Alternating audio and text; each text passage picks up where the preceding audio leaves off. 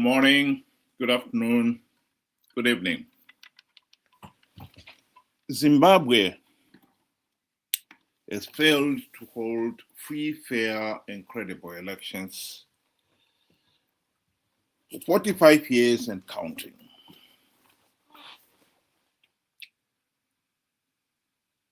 In 2023, SADC, the regional body, the AU, election observers condemned Zimbabwe's elections as flawed and illegal. We have the documentary evidence to show that without reforms, the elections in Zimbabwe will never be free, fair, and credible. We know that. The question then is, why are we keeping on participating in flawed elections? This is a relevant question that must be asked. 45 years is a long time, repeating the same idiotic things over and over again. Here is Professor Jonathan Moyo explaining why elections in Zimbabwe will never be free, fair, and credible without first implementing the reforms. Chigumba is the mother of the rigging, and Malava is the father of the rigging. Endorsed what the mother was doing. It is actually scandalous. You see, ZEC is not supposed to be controlled by any authority. Yeah, it's supposed to be independent. It is an independent constitutional body. In fact, independent commission. It's a Chapter 12 institution. But ZEC did not run anything important. It never did. The computers were run by Africom. The registration, accreditation, and so forth were run by a CIO company.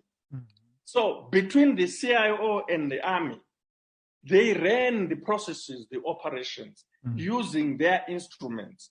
Either Matsanga, who is actually active, she's employed, she joined the, not joined, she was seconded to the electoral body in 2008 as a divisional intelligence officer. Now she is a director in the CIO. As we speak right now, she's a director, and she was congratulated and rewarded for rigging the 2018 election. And she was given a house in Borodale, a posh mansion in there. So there is a serious problem that whereas on paper, ZEC is supposed to be an independent constitutional body that runs elections transparently, efficiently, and impartially. No, it doesn't. It doesn't because it does not even itself run.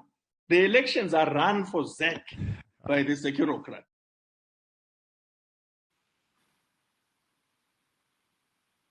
So there cannot be any debate on that point. Zimbabwe cannot hold free, fair, and credible elections without first implementing the reforms. The SADC observer team of the 2023 elections made that abundantly clear. The question then is, why are we keeping on participating?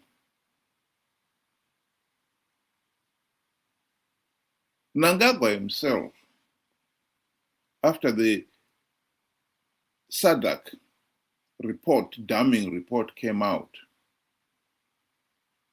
he made it very clear that he didn't give a damn. far as he was concerned, SADC and the AU were now our enemies, or detractors, as he called them.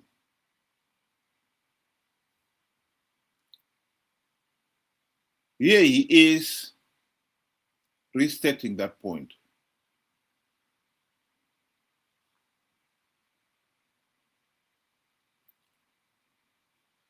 Vana vakatuka Zanu PF kana ndonyanyisa kufara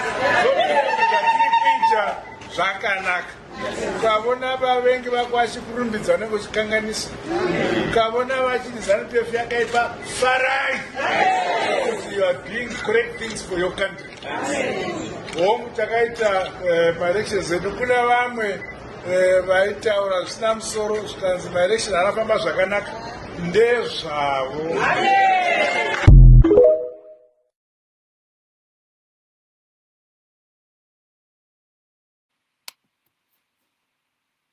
Of course, it is nonsense. SADC and the AU election observers, when they condemn those elections as flawed and illegal, they are not our enemies. They are not our detractors. They were telling us the truth.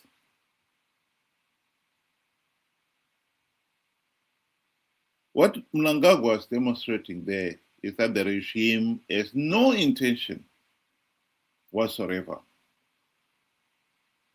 in carrying out the reforms so that the elections are free, fair, and credible. The most important question then one has to ask is, why are the opposition supporters participating in these flawed elections? One can understand Zanu PF's motive for holding flawed and illegal elections. They want to hang on to power. They're not going to give it up. And they will never reform themselves, because they know if the elections were free, fair, and credible, they would lose them. The opposition candidates themselves, they are participating in these flawed elections out of greed, pure and simple.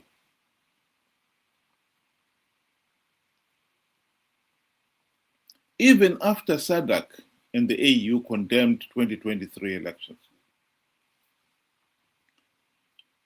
CCC candidates who had won the few gravitating seats in those elections, people like Fazai, David Coulthard, Ostalos, and so forth, they all took up their seats, claiming, oh, we use our own money. Yes, you may have used your own money. So you don't care that the election process is flawed as long as you get one of the few gravitating seats. That is the reality. They don't give a damn. Those candidates, all they are looking at is getting one of those few gravitating seats,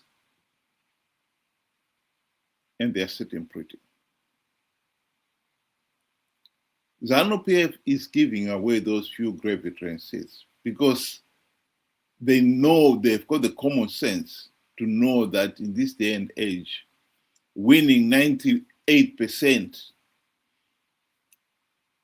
of the seats in parliament will not go down well. Yes, Tanzania did that. But Zanu PF don't expect them to make that kind of stupid mistake. So the opposition candidates themselves are participating out of greed. The Zanu PF supporters, why are they participating? Well, those in the rural areas particularly, they are coerced. They are frog marched to attend Zanu PF rallies. They are frog marched to go and vote for the regime. The only one time when Zimbabwe came to closest to holding free, fair, and credible elections was in 2008. And as the results started coming in and the regime realized it was losing, it stepped in. And guess who was at the head of it? Mnangagwa and Chiwenga, according to Dr. Ibo Mandaza. We all know about Operation Gukrawundi. Here is a test for those who have forgotten. I also know that Mugabe conceded defeat in 2008. He phoned Mbeki and Obasanjo to concede defeat. I hope that Thabo Mbeki and Obasanjo will one day make that public. But one of them, I won't say which one, told me that Mugabe phoned them that Saturday night and said, look, I lost the election and I concede defeat. And I know that Mugabe stuck to his guns. I was prepared to go. His wife was since bags packed to go somewhere on the following day when Mnangagwa and Chiwenga approached him and said, you stay where you are. And then they contrived the runoff, sadly with the help of South Africa. And runoff took place, very violent. 360 people were killed. I don't know. The South African, I came here as part of a delegation to Cape Town to see members of the ANC. I don't want to mention names, they're my friends.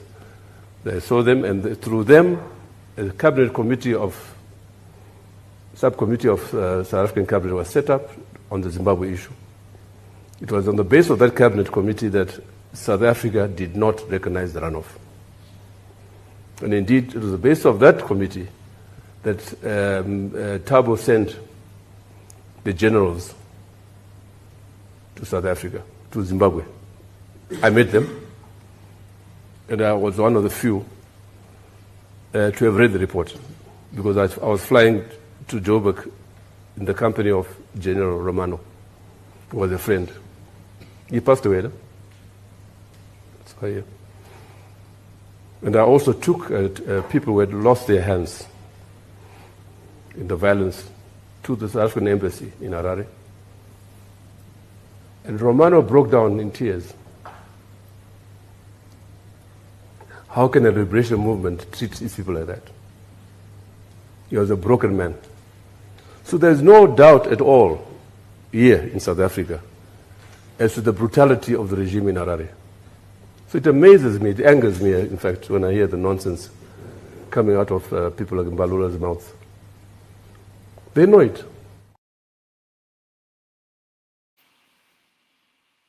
What is equally tragic here is that the people of Zimbabwe themselves are helping this regime to stay in power. Why are the opposition supporters participating in flawed elections when they've been told, warned several times that if you participate, you give the regime legitimacy? This question we cannot run away from. And what is so disappointing is that most of these opposition supporters have had at least 11 years of formal education or Form 4 education. And some of them, many of them in fact, even hold university degrees. Professionals in their own right. And yet, they are the ones who have been conned by the likes of Chamisa to participate in flawed elections on the basis of an idiotic lie like I've plugged vote-rigging loopholes. Why? Why is it that he has found it so easy to con these people? Millions of them. The only answer one can come up with is you can take some people out of the ghetto, but you can't take out the ghetto slave mentality out of some people. There is absolutely no excuse for Zimbabweans to keep participating in these flawed elections. What I've got on the screen there is the results of the recent by-elections. Zanu PF won. And as you can see, the opposition had some support. Why did those people go out there and vote? In a process that they know is so flawed, so illegal, the result is predetermined. And worse still, that if they participate, they give Zanu PF legitimacy. They keep participating because, yes, you can take some people out of the ghetto, but you can't take out the ghetto slave mentality out of some people. That is Zimbabwe's tragedy. Think about it.